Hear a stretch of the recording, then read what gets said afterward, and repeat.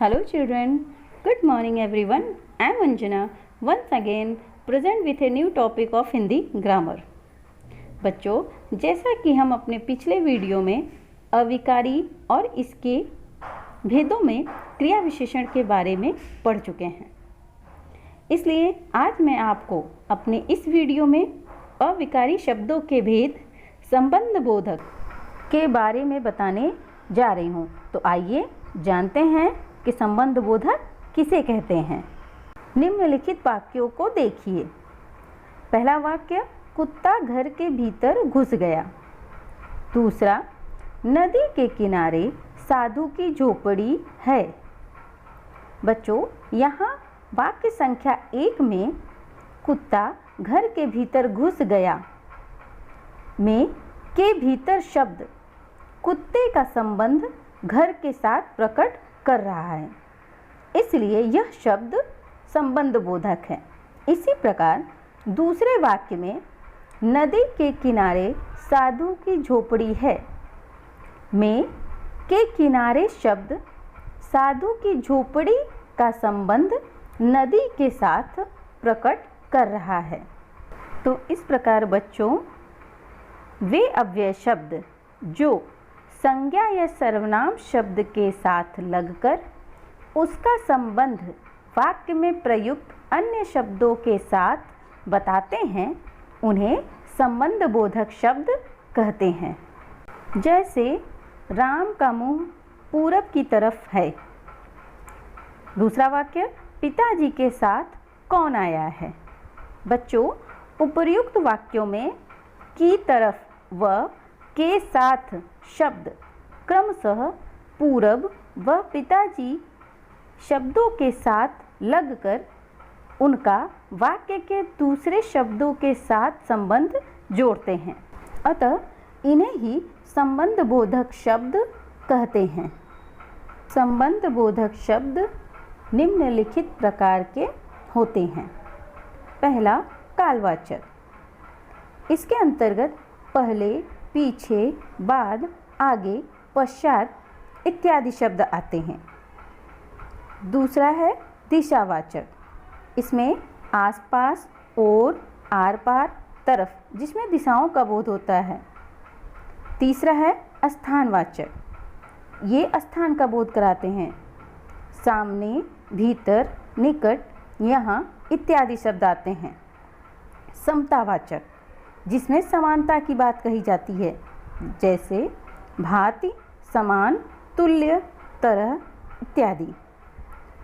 अगला है साधनवाचक। द्वारा, सहारे, हाथ, मार्फत, माध्यम इत्यादि।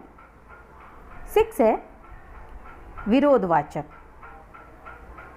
इसमें विपरीत, विरुद्ध, खिलाफ, उल्टे इत्यादि प्रकार के शब्द आते हैं। 7 है हेतु सूचक। इसमें शिवा, लिए, कारण, वास्ते, हेतु ये शब्द आते हैं। 8 है साहचर्यवाचक। इसमें साथ, संग, सहचर, सहित, समेत इत्यादि शब्द आते हैं। संबंध बोधक शब्द का अंतिम भेद है व्यतिरेकवाचक। इसमें अतिरिक्त, अलावा, बिना, सिवा इत्यादि शब्द आते हैं। आइए अब जानते हैं संबंध बोधक के प्रयोग। बच्चों, संबंध बोधक शब्दों को 3 प्रकार से प्रयोग किया जाता है।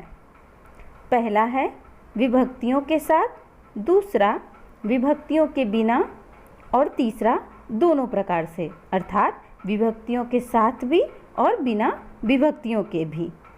इसे उदाहरण से समझते हैं। पहला उदाहरण है विभक्तियों के साथ। रावण के बिना रामलीला अधूरी है। इस वाक्य में बिना शब्द संबंध बोधक है, लेकिन यह के विभक्ति के साथ प्रयोग हुआ है। एक अन्य उदाहरण है, हम 2 बजे विद्यालय के अंदर होते हैं। इस वाक्य में भी अंदर आपका संबंध बोधक शब्द है और के विभक्ति है, के अंदर। तो इन वाक्यों में संबंध बोधक शब्द विभक्ति के साथ प्रयोग हुआ है। अगला है विभक्तियों के बिना। मैं सुबह तक घर पर ही था। दूसरा उदाहरण, मैं अपने सभी दोस्तों सहित पिकनिक पर गया।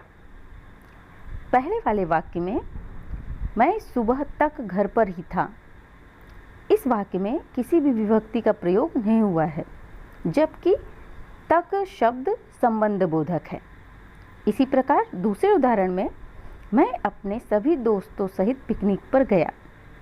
सहित शब्द इस वाक्य में संबंध बोधक है, जो कि बिना विभक्तियों के प्रयोग हुआ है।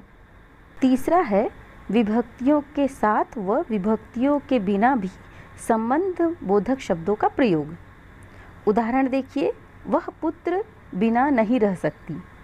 इस वाक्य में किसी भी विभक्ति का प्रयोग नहीं हुआ है, जबकि बिना शब्द संबंध बोधक है।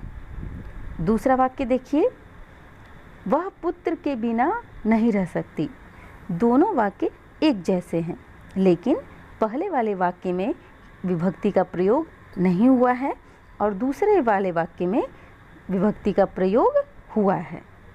So, dear children, I hope that in this video of today you will have understood well about the Sambandh Bodhak in Hindi.